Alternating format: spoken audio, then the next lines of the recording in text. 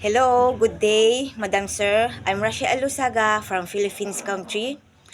I was born on September 15, 1982, and I'm 41 years old, and I'm married.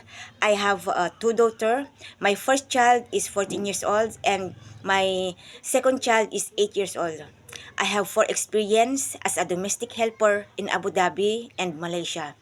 My main duties is ironing, cleaning the house, washing clothes, mopping, and take good care of children from 2 months and up, assist them going to school, cooking them breakfast, lunch, and dinner,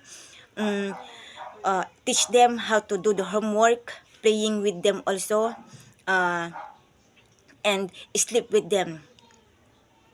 I can discipline also children according to the method of by my employer. I love children because I treat them like my own son and daughter, ma'am sir. I have also experience regarding taking care of elderly. I can assist them cooking. I can assist them going to bathroom.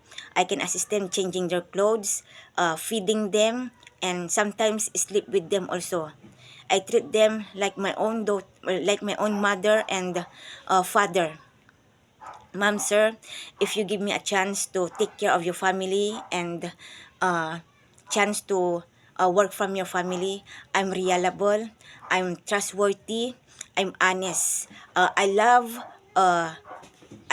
love to follow instruction if give me a chance, ma'am, sir.